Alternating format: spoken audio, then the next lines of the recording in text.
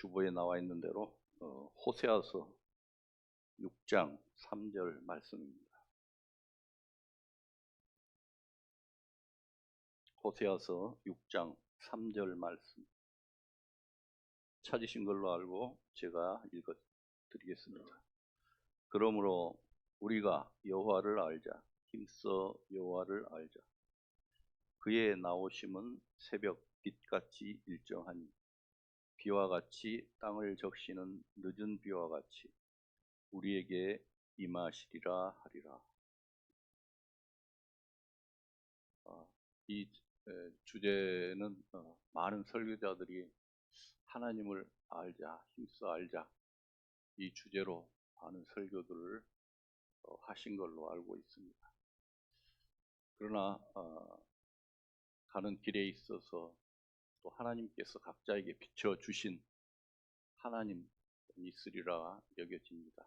그래서 오늘 제가 하나님께 받은 그 메시지를 또 전하는 귀한 시간이 되어서 감사를 드립니다. 먼저 우리가 알고 있는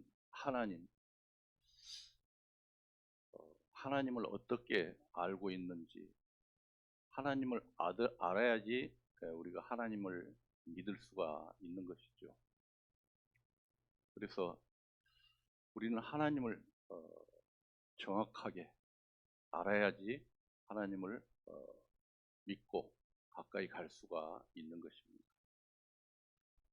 그래서 하나님께서는 우리에게 자신을 알려주시기 위해서 이 말씀으로 또 체험과 경험을 통해서 우리에게 늘 하나님을 비춰 주십니다. 그런 사귐이 없다 하면은 우리는 결코 하나님을 알 수가 없는 것이죠. 하나님을 알지 못함으로 사람들이 하나님은 이런 하나님이 되어야 한다. 하나님을 나의 구세주로 전지전능하신 하나님으로 또 내가 구하면은 좋은 곳으로 주시는 하나님, 나의 삶에 어떤 에너지가 되어주시는 하나님, 내가 괴로움에 빠졌을 때 하나님께서 건져주시는 하나님, 오직 사랑의 하나님, 용서의 하나님, 이런 하나님으로만 우리가 알고 살아간다면은 반쪽만 알고 살아가는 신앙이다, 이렇게 말씀을 드릴 수가 있겠습니다. 기도하면 들어주신다고 했는데 답이 없어요. 내가 힘써서 기도하면은 하나님께서 해결해 주신다고 분명히 하나님께서는 내 뜻대로 구하는 자에게 주신다고 말씀을 하셨고, 아들이 생선을 달라면은 뱀을 주겠느냐,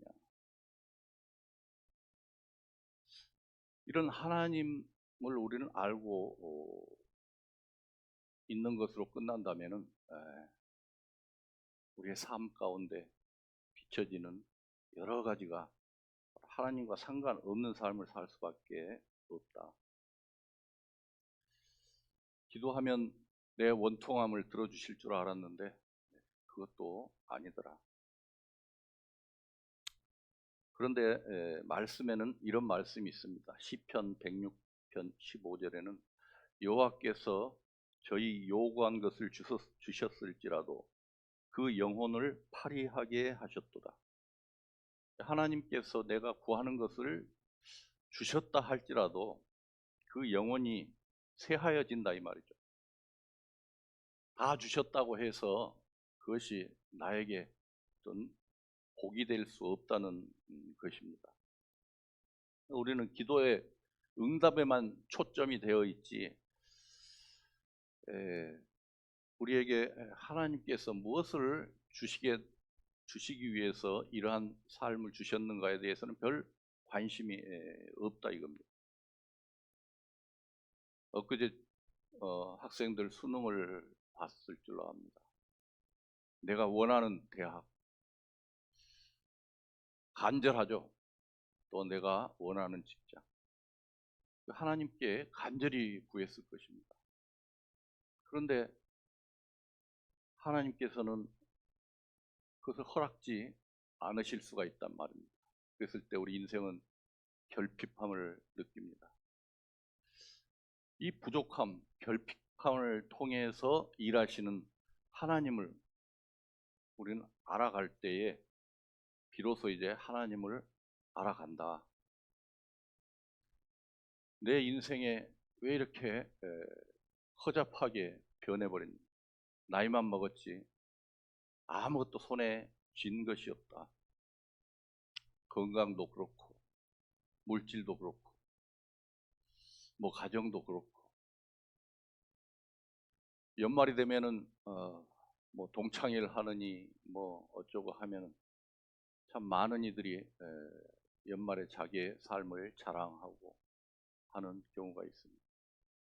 때로는 TV를 보게 되면은 TV에 어떤 동창들의 그 사회적으로 출세한 뭔 장관이 되었느니 하는 매스컴을 통해서 보게 되어집니다.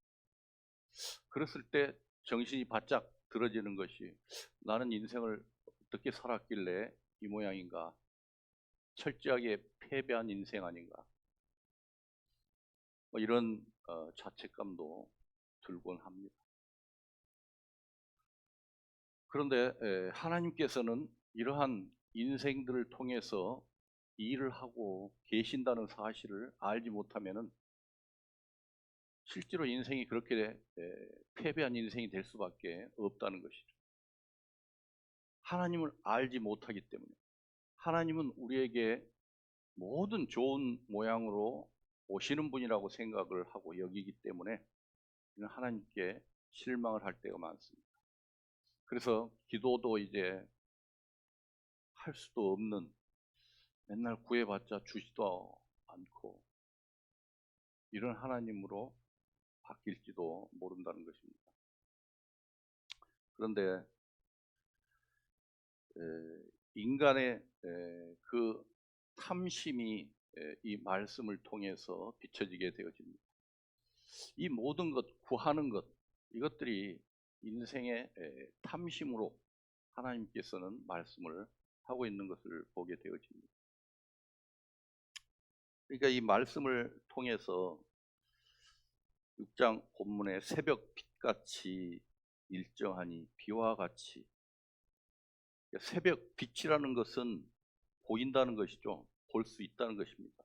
빛이 있어야지 이 어둠 가운데서 어떤 물체가 이것이 돌이다, 이것이 볼펜이라는 것이 알 수 있지만은, 빛이 없으면은 딱딱하면 다 돌인 줄 착각할 수가 있다는 것입니다. 그러니까 이 볼 수 있는 것이 어둠 속에서 진리를 발견할 수 있는 것이다, 이 말씀이죠. 비를 맞는다는 것은 우리가 은혜의 담비라는 말씀 많이 쓰죠. 이 경험을 통해서, 체험을 통해서, 지식이 아닌 삶을 통해서 알아간다는 것이죠. 그러니까 이 말씀이 빛이 된다면은 이 말씀으로 우리는 알아가는 것이고, 삶의 경험을 통해서, 그 체험을 통해서 하나님을 더 깊이 알아간다는 것입니다. 그래서 하나님께서 우리에게 좋은 것으로만 주시는 하나님이 아니고, 삶의 어떤 어려움을 통해서 하나님을 알게 하시는 것도 체험이고 경험이다, 이런 말씀을 드릴 수가 있습니다. 그래서 에베소서 1장 7절에는 이런 말씀이 있습니다. 우리 주 예수 그리스도의 하나님 영광의 아버지께서 지혜와 계시의 정신을 주사 하나님을 알게 하시고, 지혜와 계시의 정신, 지혜라는 것은 깨달음이라는 것이죠. 우리가 깨닫고 그것을 안다는 것이고, 계시라는 것은 본다는 것입니다. 이게 이 말씀을 본다는 것이죠. 사실은 말씀을 보고 깨달는다. 이 말씀을 보고 깨달을 수 있는 것은 계시의 영이 있어야 되는 것이죠. 계시의 영을 주사 지혜와 계시를 알 수가 있다는 것입니다. 그래서 이것을 알고 나면은 깨닫고 나면은 마음에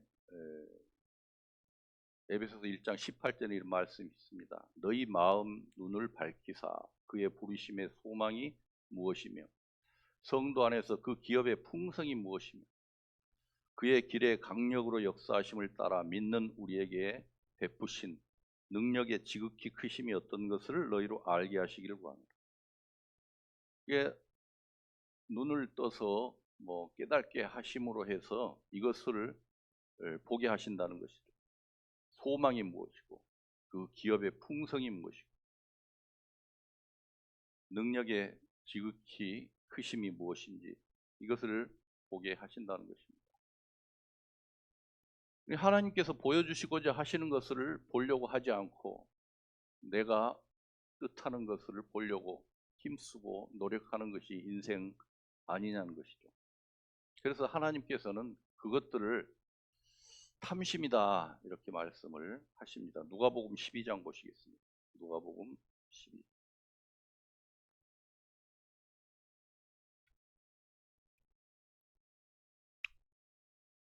누가복음 12장 13절부터 보시겠습니다.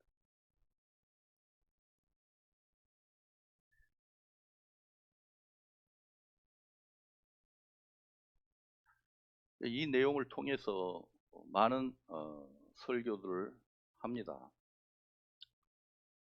무리 중에 한 사람이 이르되 선생님 내 형을 명하여 유업을 나와 나누게 하소서 하니 이르시되 이 사람아 누가 나를 너희의 재판장이나 물건 나누는 자로 세웠느냐 하시고 저희에게 이르시되 삼가 모든 탐심을 물리치라 사람의 생명이 그 소유에 넉넉한 데 있지 아니하니라 하시고 이렇게 쭉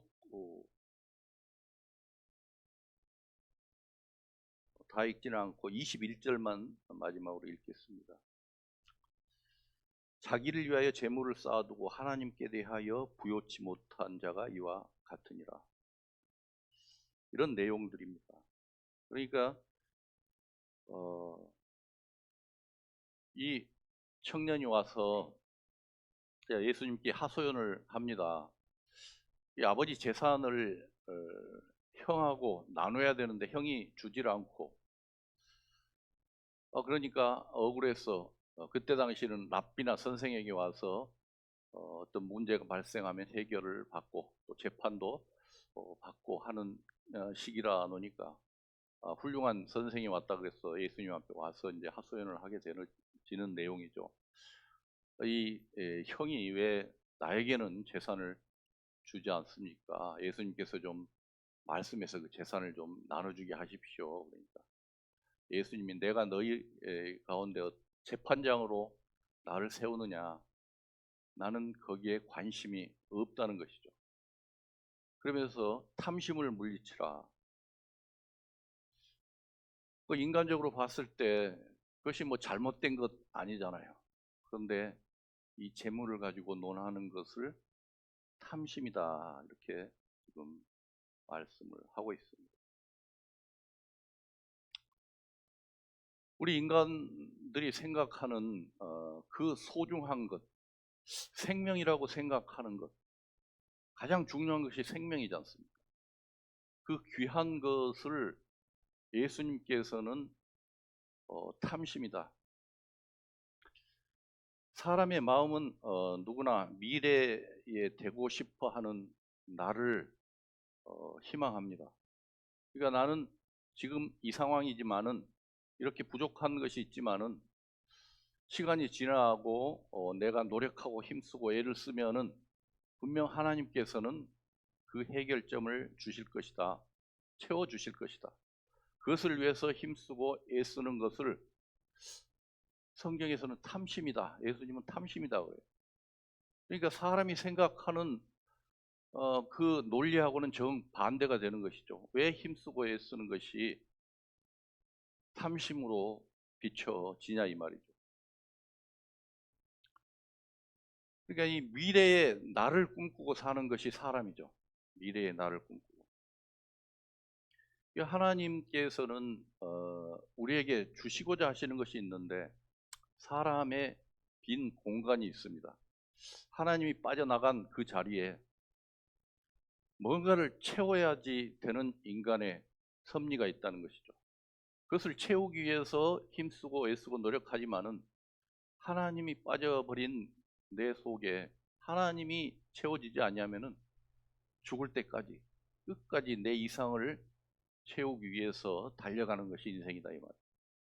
그래서 그것을 지금 지적하는 것이 이 말씀 안에 비춰지는 것입니다. 예수님께서는 그 뭔가를 채우려고 하는 자체, 잡으려고 하는 자체가 바로 하나님 아닌 것이면은 그것은 탐심이다 이렇게 말씀을 하고 있습니다. 그래서 우리 인간은 이 선악과 하나 먹지 못하는, 선악과를 참지 못하는 그런 결핍함 속에 살아가고 있는 것입니다. 그거 하나 참지 못한.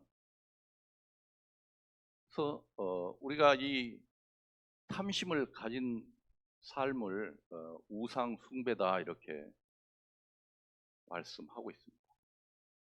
그래서 우리의 삶 자체가 지금 우상 숭배를 하고 살아가는 것인지 정말 하나님을 섬기면서 살아가시는 것인지 이 성경을 통해서 알아나가야 되는 것이 우리가 하나님을 알 수 있는 길이다 이렇게 말씀을 드릴 수가 있습니다. 모든 인간이 태어나면서 이 우상 숭배 안에 들어와 있는 것이죠. 그것이 인간의 정체성입니다. 그것을 알아야 되는데 우리의 현실은 우리 인간의 시각으로, 생각으로, 마음으로 볼 때는 이 세상에 있는 것들을 추구하고 근면성실하게 살아가는 것 자체가 인간의 가장 큰 어떤 생명을 이어가는 길이라고 여기고 살아가는 것이죠. 야고보서 4장 보시겠습니다. 야고보서 4장 13절부터 좀 보시겠습니다. 야고보서 4장 13절.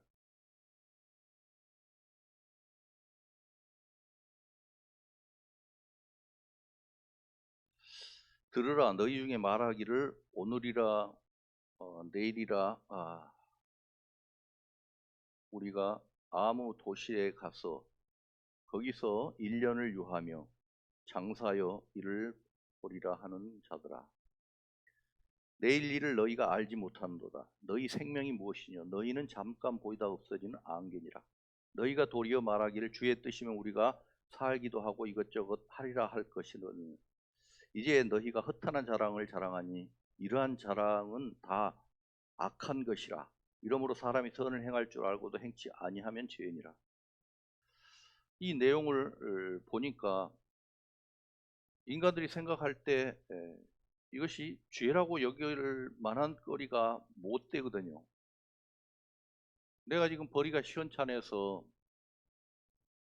외지에 나가서 돈을 벌고 이익을 취하고 장사를 해서 이익을 취하는 것이 인간적으로 뭐가 잘못이냐 이 말이죠.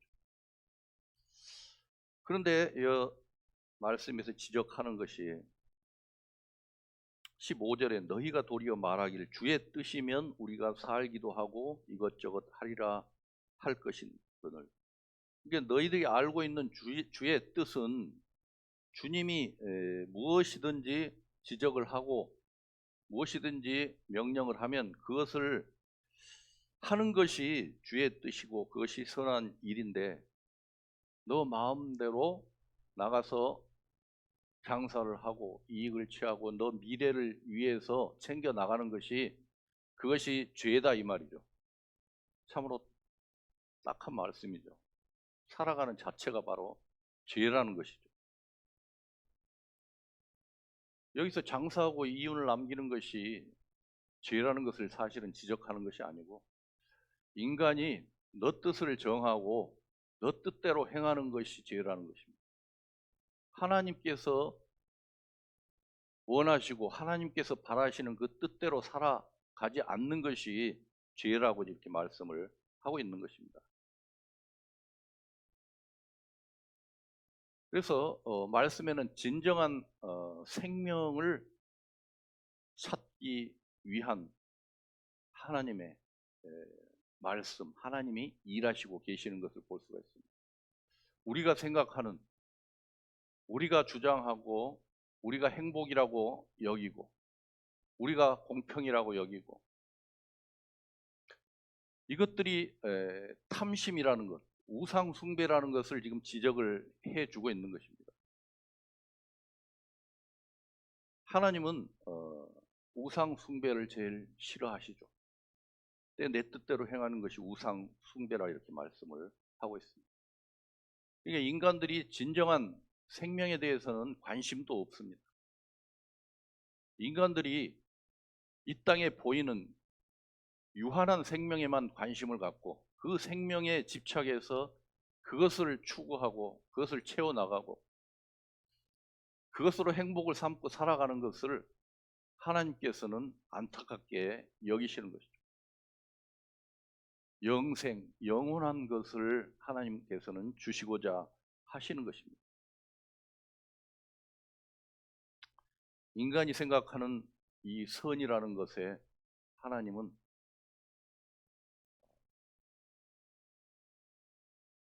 과감하게 말씀으로 칼을 대시는 것입니다. 예수님이 바로 우리의 생명이고 영생입니다. 요한복음 14장 보시겠습니다. 요한복음 14장 6절입니다.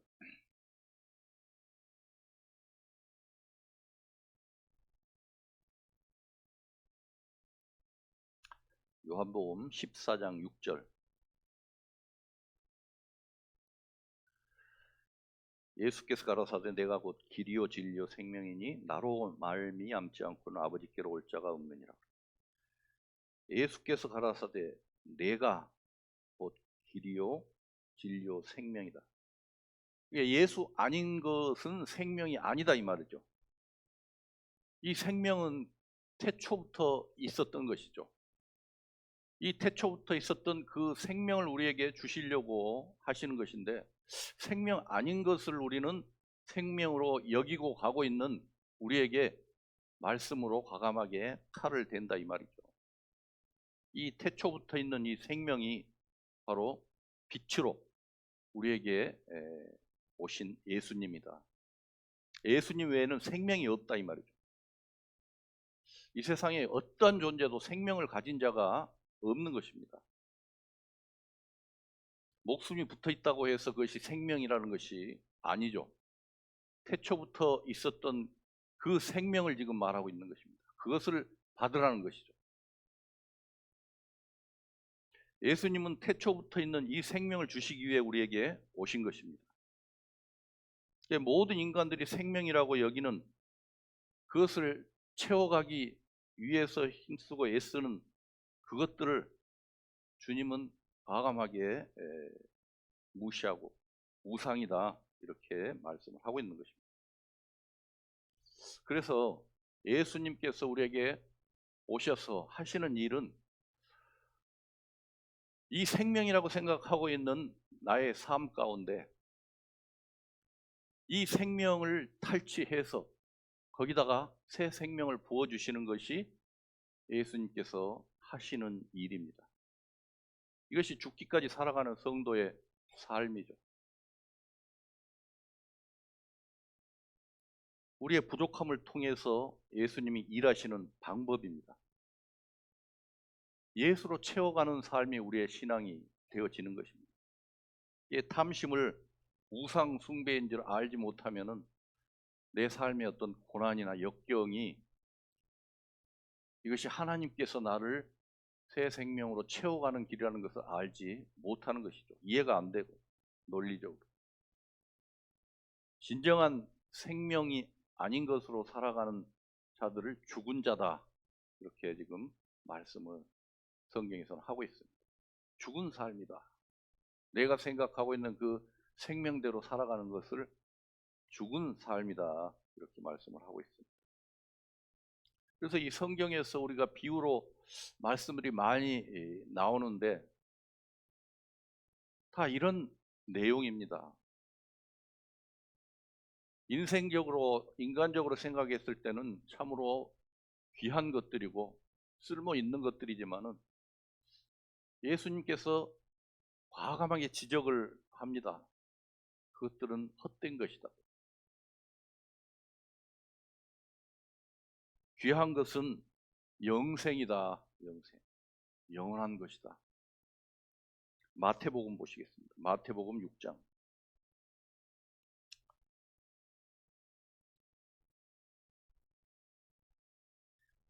우리가 잘 아는 내용 중에 이런 내용들이 있지 않습니까? 19절, 6장 19절. 너희를 위하여 보물을 땅에 쌓아두지 말라. 거기는 좀과 동록이 해하며 도적이 구멍을 뚫고 도적질하느니라. 이 내용을 쭉 보면은 보물을 땅에 쌓지 말고 하늘에 쌓아두라 이런 내용입니다. 그러니까 이 보물에 대해서 하나님께서는 이 땅에 쌓아두는 이 보물이 아닌 다른 보물이 있다는 것이죠.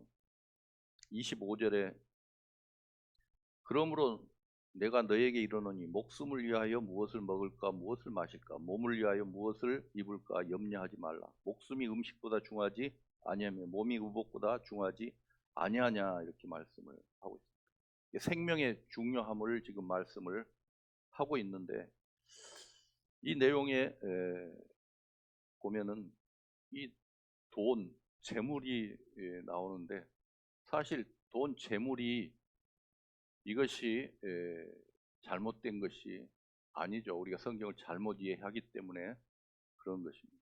돈은 귀한 것이죠.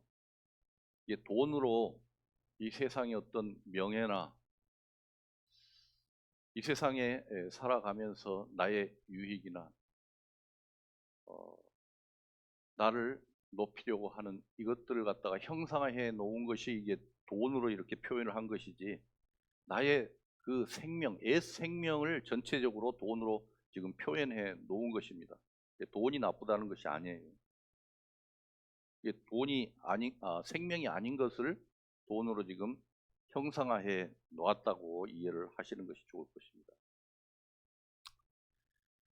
이 19절부터 25절까지 내용이 내 생각에는 보물을 모아두면은 내가 생명이라고 생각하는 걸 이것을 모아두면은 그것이 행복이라고 너희들이 여기고 살아갈 것인데 그것이 결코 행복이 아니라는 것을 말씀을 하면서 너희 마음속에 지금 하늘에 쌓아두지 않고 땅에다가 쌓아두고 있지 않냐 이것을 지적하시는 것입니다. 너희가 지금 말로는 하늘에다가 내 보화를 쌓고 살아가는 신앙을 한다 하지만은 실제로는 네 자신을 위해서 네 자신에게 네 생명에게 지금 이 보화를 쌓고 있는 것 아니냐. 너 조금만이라도 재산에 너가 가진 것에 피해를 입거나 뺏기거나 하면은 가만히 있지 않지 않냐. 그것을 귀하게 여기지 않냐. 그렇게 이제 지적을 하는 것입니다. 그러니까 하나님께서는 이 말씀을 통해서 네 속마음, 그 중심을 찔러 쪼개시는 일을 하십니다. 네가 귀하게 생각하는 게 실제로 하늘의 것이냐 땅의 것이냐, 네가 보물로 생각하는 것이 무엇이냐, 이렇게 지적을 하시는 것입니다. 바로 내 마음을 들여다보면 들통이 나게 되어 있는 것이죠. 그래서 예수님께서는 이 땅에 오신 이유가 이것들을 끊어내기 위해서 오신 분이다.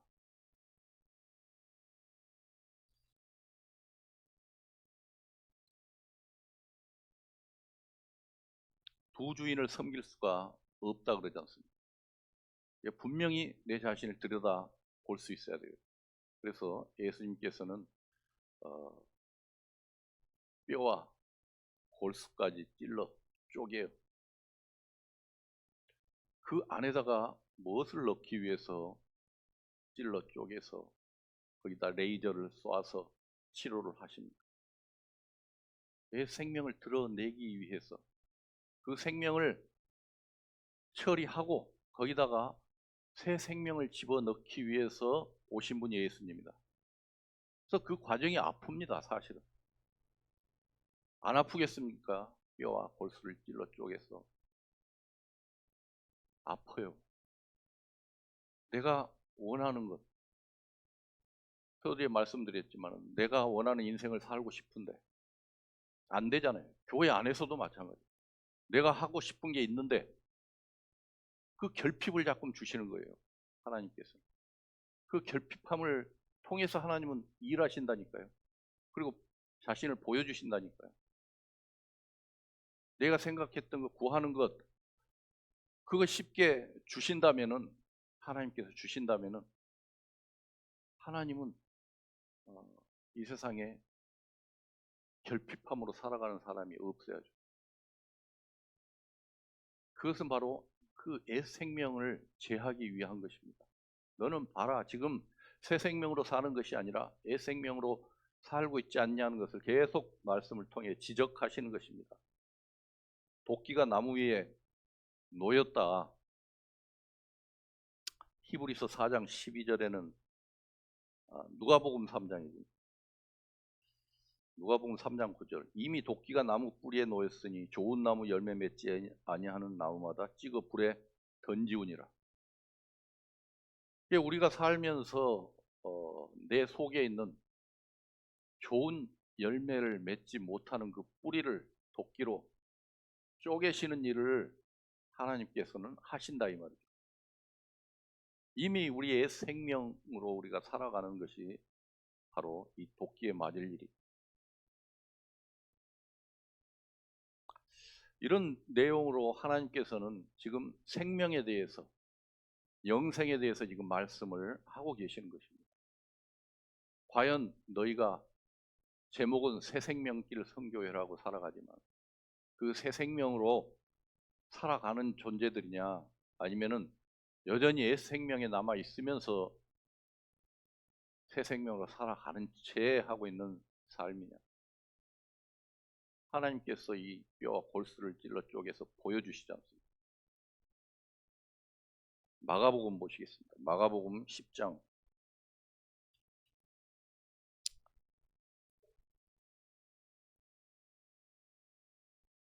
마가복음 10장 17절부터 내용 잘 아실 거라 여겨집니다. 10장 17절. 마가복음 10장 17절. 제일 우리가 잘 아는 내용으로만 제가 골랐습니다. 예수께서 길에 나가실 때 한 사람이 달려와서 꿇어앉아 묻자오되 선한 선생이여 내가 무엇을 하여야 영생을 얻으리까? 이 내용들이 다 영생을 얻기를 위한, 생명이 아닌 영생을 얻기를 위한. 예수께서 이르시되 네가 어찌하여 나를 선하다 일컫느냐? 하나님 한 분 외에는 선한 이가 없느니라.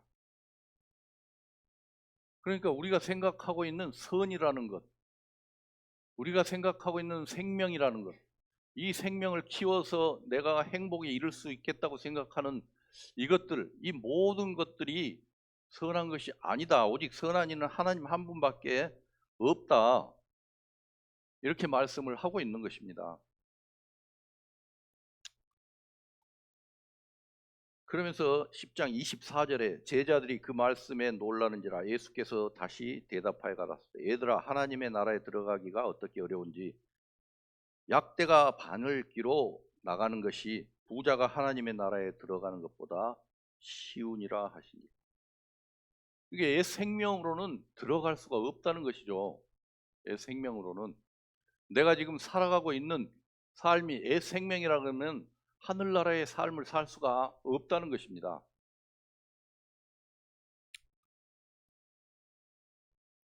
그러면서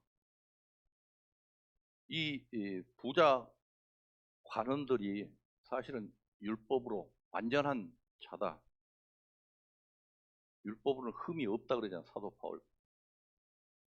이 바리새인들의 선한 모습, 그들이 율법을 지켜가는 것, 그것들이 새 생명과는 관계가 없다는 것을 지금 말씀을 하고 있는 것입니다. 그러나 그것들이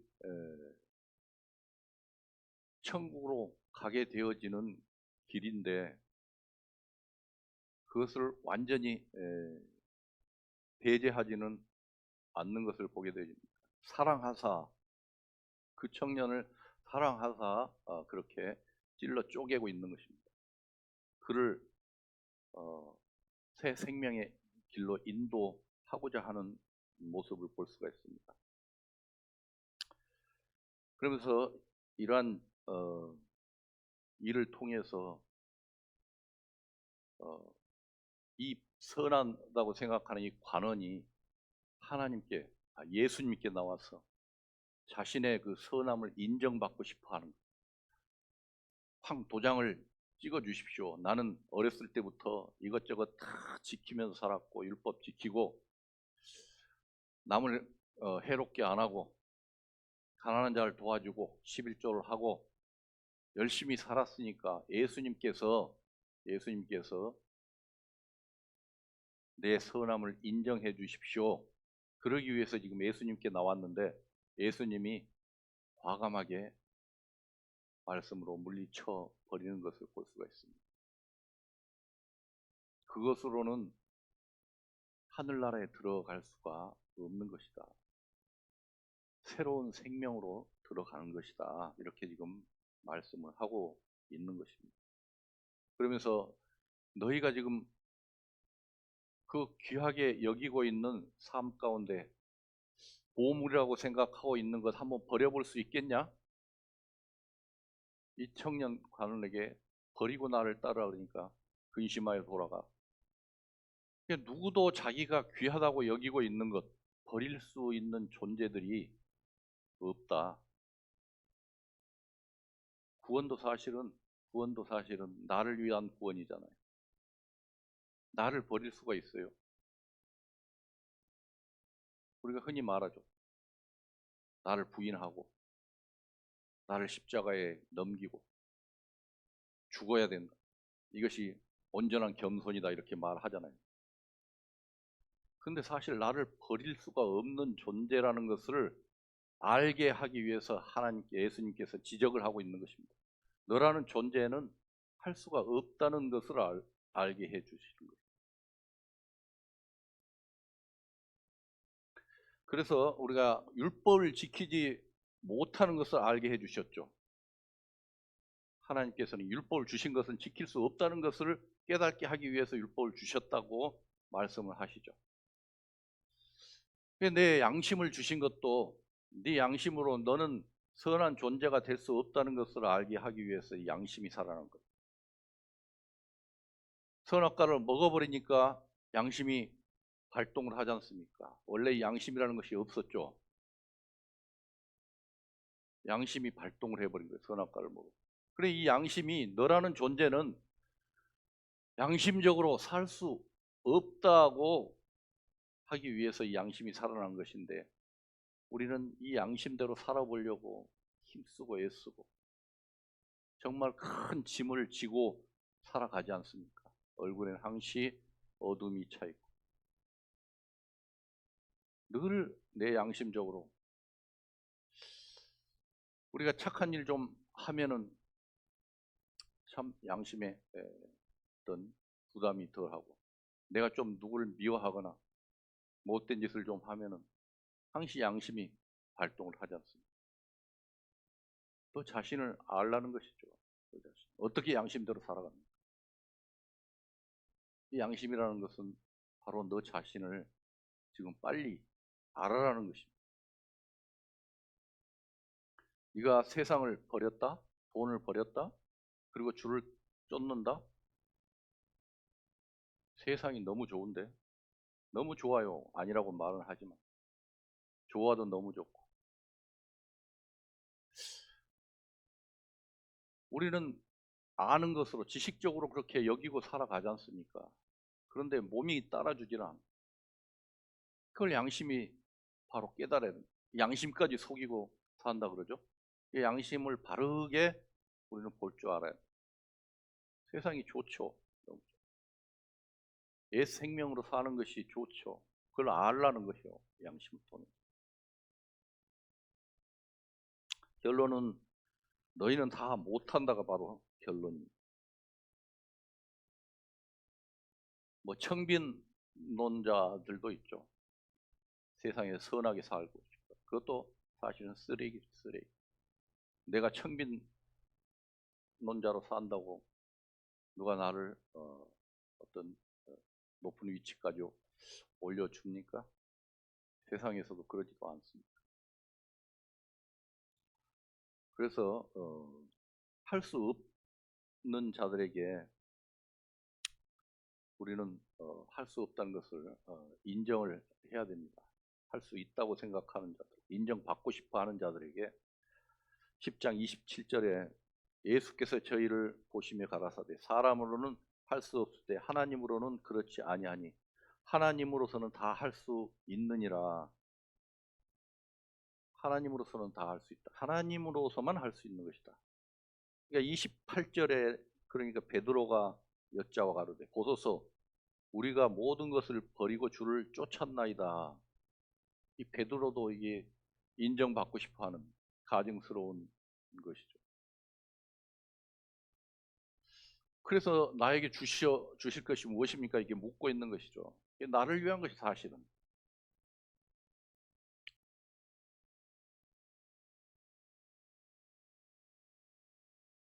우리가 할 수 없는 것, 하나님께서는 하신 그 일을 우리는 보고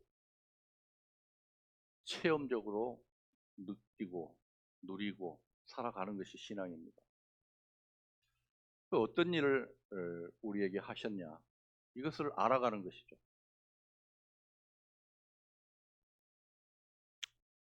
우리를 예수님은 종으로 말씀을 하셨습니다. 오셔서 너희는 종이다. 하나님의 종이다. 또 세상의 종이다. 이 종된 삶 속에서 우리를 친구로 바꿔주셨습니다.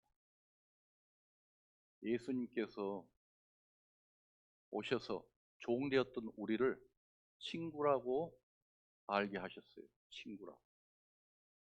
요한복음 볼까요? 요한복음 15장입니다.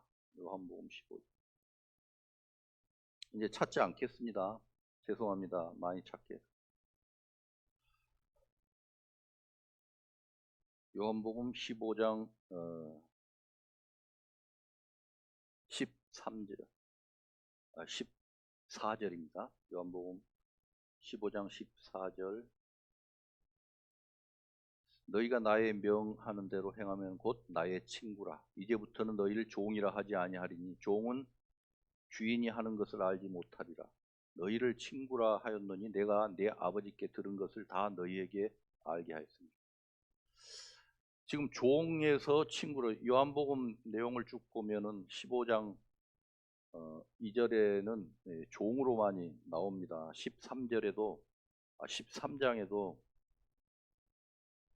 13장 12절에도 이런 제가 읽어드리겠습니다. 저희의 발을 씻기신 후에 옷을 입으시고 다시 앉아 저에게 이르시되 내가 너희에게 행한 것을 너희가 아느냐? 너희가 나를 선생이라 또는 주라 하니 너희 말이 옳도다. 그가 그러하다. 내가 그러하다. 내가 주와 또는 선생이 되어 너희 발을 씻겼으니 너희도 서로 발을 씻기는 것이 옳으니라. 주와 선생으로 오신 그분이 지금 15장에 오니까 이제는 친구라 이렇게 말씀을 하고 있죠. 그러니까 이게 종에서 친구로 신분이 이렇게 바뀐 것입니다. 주님을 알아가다 보니까 정말 나는 종이 되어서 살았었는데 이제 말씀의 계시의 정신을 통해서, 계시의 영을 통해서 그 상전으로 모셨던 주가 친구가 되어버렸네요. 친구가 되어. 이 친구로 왔다는 것은 인간의 희노애락을 다 깨달았다는 것이, 깨닫고 산다는 것입니다. 아프면 아픈 것, 피곤하면 피곤한 것, 먹고 싶을 때는 먹고 싶은 것, 자고 싶을 때는 자고 싶은 것. 인간이 이 경험하고 있는 이 괴로움 다 예수님께서는 체험하고 계셨다는 것이죠. 이 땅에 오셔서. 사람이 친구를 위해서 죽는 것이 이보다 더 큰 사랑이 없다는 것이, 우리가 친구를 위해서 죽으라는 내용이 아니고 예수님이 친구로 오셔서 예수님이 친구를 위해서 죽었다, 이 내용입니다. 잘못 오해를 하시고 내가 친구를 위해서 이 세상에서, 친구를 위해서 죽는 사람도 있어요. 이 세상에 어떤 선하다고 생각하는 일을 위해서 목숨까지 내어놓는 사람들이 많이 있다고요. 그 친구를 위해서 죽는 것이 아니고 예수님이 우리의 친구가 되어서 친히 친구를 위해서 죽었다는 내용입니다. 이 내용이, 사람이 13절에 사람이 친구를 위하여 자기 목숨을 버리면 이에서 더 큰 사랑이 없느니라. 예수님의 친구를 위한 사랑을 지금 말씀을 하고 있습니다. 참으로 이 종 같은 인생들, 종과 상전은 가히 비교할 수 없는 신분이죠. 종은 상전이 죽으라면 죽는 신용까지 해야 되고 같은 밥상에 밥도 못 먹습니다. 이런 종이 친구가 되었어요. 주인과 같이 친구가 되어버렸어요. 내가 키우는 애완견이 있다고 칩시다. 정말 사랑해서 이 애완견하고 같이 마음을 나누고 싶으면은 내가 애완견이 돼야지 그 애완견이 내 마음을 알 거 아닙니까? 내가 개가 돼야 된다. 개가 되어서 그 애완견과 사귐을 가져야 되는 것이죠. 그래야 진정한 어떤 애완견의 모든 것을 알 수가 있는 것이죠. 그리고 이 애완견, 개가 되었다는 것, 예수님께서, 하나님께서, 신이신 하나님께서 사람이 되셨다는 것은 바로 그 뜻입니다. 우리가 신의 뜻을 알 수가 없으니까 신이 이 땅에 오셔서 사람의 형상으로 우리와 동일한 사람이 되셨다는 것. 쉽게 말을 하지만은 개가 되셨다는 거나 마찬가지죠. 사람이 마국간에 오셨어요. 그래야지 인간들의 그 모든 괴로움, 슬픔을 십자가에 대신 짊어져 줄 수가 있는 것이죠. 그런 친구로 오셨는데 하나님께서 더 우리를 계시의 정신을 보여주심으로 그 친구가 이제는 형제가 되었습니다. 형제가. 예수님이 우리의 형제랍니다. 맏아들이 되셨다고. 하나님의 아들이 되어버린 것이죠. 우리의 신분이. 그 아들로서 지금 살아가십니까? 아들로서. 예수님께서 이 땅에 오셔서 우리와 동일한 신분에서 다시 신의 신분으로 신분 상승을 시켜버린 것이죠. 하나님의 아들, 신적인 존재로 세워 올려버린 것입니다. 그러니까 친구 사이에는 서로 어떤 막힌 것들도 있을 수가 있습니다. 어린 시절에 친구들하고 많이 사귀어봐서 그 사이에서 얽히고 설킨 내용들이 가끔 살면서 어떤 도움을 줄 때도 있습니다. 서로 대장이 되고 싶어서 절대 내 자존 안 굽히고 뭔가 좀 나가서 싸움을 할 때도 먼저 싸우고 일을 할 때도 먼저 나서서 일을 하고, 이런 것들, 이런 친구 사이에는 뭔가 벽이 있지만은 이 형제라는 것은 형제 사이에는 사실은 형제가 아프면은 친구가 아픈 것보다 더 아프죠. 또 형제가 굶는다면은 보고 있을 형제가 없습니다. 형제 사이에는 집안의 모든 것도 공용할 수가 있는 거예요. 이게 친구 부탁은 거절할 수 있지만 형제 간의 부탁은 사실은 거절하기 어려운 것입니다. 그 안에 형제라는 한 피를 나눈 그 친분이 있기 때문입니다. 그런 신분으로 우리를 예수님과의 신분으로 격상을 시켜버린 것입니다. 그것은 바로 하나님을 알아감으로 우리가 그 하나님의 뜻을 하나하나 깨달아 가게 되어지는 과정에 나타나는 것입니다. 사실.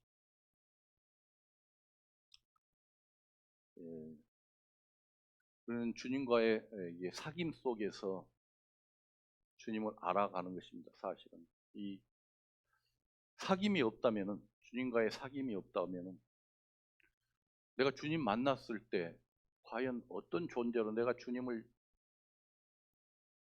어떤 존재로 맞이할 것인가? 정말 무섭고 나의 상전으로 맞이할 것인가?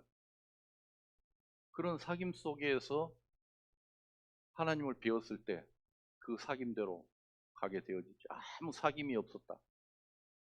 뭐 괴로운 일이 있어도 그냥 기도를 해도 잘 안 들어주시니까 기도도 하는 둥 마는 둥 하고, 어떤 좋은 일이 있어도 하나님께 영광하고 끝나고, 이런 사귐이 많을수록 하나님을, 예수님을 대했을 때 더 친밀감이 있지 않겠느냐, 이런 말씀이죠. 우리는 이런 알을 통해서 알아가면은 우리에게 겪는 그런 시련들이 아무것도 아닐 때가 있다는 것이죠. 그것은 어떤 형식적인 것일 수도 있습니다. 교회 안에서도, 가정 안에서도, 직장 안에서도. 우리가 애굽에서 탈출해서 광야를 겪고 가나안에 입성을 했다, 이렇게 말하는 사람들이 있습니다. 가나안에 들어갔다는 것은 우리가 포도 한 송이 둘이서 짊어매고 나오는 그 물적 풍부함을 지금 말하는데, 우리는 영적 이중성을 우리는 깨달아야 되는 것이죠. 가나안은 우상이 많은 곳이죠. 영적 싸움의 터가 되는 것입니다. 가나안. 이게 싸움하러 들어가는, 사실은 그 예수님 주시는 그 말씀이 아니면은 그 싸움에서 패배할 수밖에 없는 그러한 곳에 우리가 들어가는 것입니다. 그 포도 한 송이를 바라보고 내가 구원받았으니까 이제 하나님께서 편안한 삶을 주시겠다고 여기면은 그 가나안의 삶은 정말 힘든 삶이 되겠지만, 그 가나안 속에서 우리는 하나님이 주시는 그 온전함, 이게 그리스도인으로서 주시는 신분이 아들의 신분이지만은 또 군사의 신분으로도 주셨다. 이게 군사 싸움을 하기 위해서 들어가는 것입니다. 그래서 싸움을 하기 위해서는 우리가 이제 태권도를 배우거나 이렇게 무슨 배울 때 약속 대련이라고 있습니다. 약속 대련. 그것이 뭐냐 그러면은 약속을 하고 하는 싸움이죠. 대련이죠. 그런 약속 대련도 교회 안에서 주시는 거예요, 사실. 그러나 그것이 약속 대련이라는 것을 알았을 때, 알고 하는 사람들은 그것이 그렇게 힘든 싸움은 아니에요. 가벼운 싸움. 제가 고흥에서 몇 년 전에 금산이라는 곳을 가봤어요. 녹동에서 다리를 타고 가면은 정말 그 길이 잘 나 있더라고요. 다리로 연결된. 금산이 기밀이 나온 자리라고 그러더라고요. 그 동네라 그러더라고요. 거기 기밀 동상도 있고. 옛날 우리가 1970년도에 보면은 이 프로레슬링을 주로 이제 국민적 그 어떤 기대감을 가지고 많이 보고 그랬지 않습니까? 그 김일희하고 이노끼하고 싸우는데 처음에는 피를 흘리고 맞다가 나중에는 박치기 몇 방으로 이노끼를 쓰러뜨리고 국민들이 그 TV에 둘러 앉아가지고 TV도 없는 동네 있는 집에 가서 환호성을 지르고 박수를 치고 국민들이 일본 놈들 죽일 놈이고 우리나라 이 선수가 이겼다고 환호성을 지르고 하지 않습니까? 그러면서 언젠가는 이제 그것이 쇼였다는 것을 알게 됐어요. 프로그램 그 프로레슬링 하는 그 선수가 폭로를 해버렸어요. 나도 기밀같이 할 수 있다. 저거 쇼다. 그 뒤로부터는 재미가 없어진 거예요. 이게 쇼로 한 거였다. 한국에서는 기밀이 가지고 일본에 가면 이노끼가 이기고. 이건 뭐 국민들이 그때는 어떤 통신이 발달하지 않고 서로 정보가 빨리 교환되지 않은 때라 보니까 얼마든지 매스컴을 통해서 호도할 수도 있고 하는 시대였잖아요. 그러니까 우리나라가 이기는 것만 이렇게 중계를 해주고 할 때 그때 이제 쇼라는 것을 알고 나니까 그게 재미가 있어요, 없어요? 별 재미가 없지 않습니까? 이 하나님은 우리를 단련시키시고 우리를 통해서 승리할 수 있는 그 여건도 교회에다가 주십니다, 사실. 그걸 모르고 보면은 참으로 이 원수 같고 혈투를 하고 싶고 눈도 마주치고 싶지 않고 뭔 편이니 어쩌니. 근데 그런 어떤 과정이 눈에 보이고 이것들이 어떤 약속 대련이다. 별것 아니다. 하나님은 우리에게 더 큰 7 족속들과 싸울 수 있는 그러한 기회를 또 주실 것이다. 그러기 위해서 우리를 연단시키고 있는 것이다. 사실 이만한 연단은 연단도 아닙니다. 거기에 얽매여가지고 마음이 뺏겨서 매일 불편해하고 하나님을 알지 못하기 때문에 하나님께서 우리에게 참으로 주시고자 하시는 것이 우리의 소망이 되고 우리가 이 눈에 보이는 것이 아닌 전 우주적인 계획 안에 우리를 두셨다고 여겨보십시오. 이 목숨으로 끝나는 것이 아니라 영생을 가진 그 영생 속에서 하나님이 하시는 그 일에 우리가 그 계획 안에 일하는 도구로 지금 쓰임받고 살아간다고 여겼을 때 조그만 것에 에너지 소비할 필요가 없다는 것이죠. 하나님께서는 부모들 입장으로서 이 자식들이 굉장히 서로 친하게 지내는 것이 거의 부모들이 볼 때 참으로 그것이 기쁨입니다. 자녀들끼리 싸우고 투닥거리고 하는 거 부모들 마음이 편치 않죠. 그런 세상에서도 그런 부모들의 마음이 있다는 것입니다. 그래서 우리가 고난을 받을 때도 달게 받을 수 있는 이유가 바로 하나님의 마음을 알고 또 하나님을 알고 하는 것이 우리의 고난을 달게 받을 수가 있는 것이다. 마음이 하나님 편에 가 있다면은 하나님이 내 중심이라면은 결코 요동할 필요가 없는 것입니다. 갈라디아서 5장 1절에는 다시는 종의 멍에를 매지 말라 이렇게 말씀합니다. 근데 마음이 옛날 종같이 그런 마음으로 내 생명, 애 생명이 내 생명인 것 같은 그런 삶이 바로 종의 삶이고 그런 종의 명예를 매지 말라. 새 생명이 너희의 진정한 생명이다. 그것을 지금 말씀을 통해서 예수님이 오셔서 우리에게 주시고자 하시는 내용이 바로 그 내용이라 이 말이죠. 그 믿음을 우리에게 주시기 위해서 성령께서 일하고 계십니다. 아들이라는 신분을 주신 것도 성령이 오셨기 때문에 우리가 하나님을 아버지라고 부를 수가 있는 것이다, 이 말이죠. 종이 되고 친구가 된 것보다 그 신분 상승을 위해서 성령께서 오시고 활동하신다. 그래서 교회 안에 성령이 크게 역사를 하면은 어떠한 문제도 그것은 문제가 되지 않지만은 성령이 충만함이 없이 그냥 눈에 보이는 것으로 환경적인 것으로 세상이 하고 있는 종교로 갔을 때는 문제가 될 수가 있는 것이다. 우리는 하나님께 구할 것은 바로 충만한 새 생명이지 어떤 내 욕구가 아니다. 나를 채워가고 나를 어떤 위치에 올려놓는 그것이 우리의 삶이 아니다는 것입니다. 그것을 알아감으로 우리는 평안한 마음으로 함께 화합하며 사람으로 살아갈 수가 있는 것이다.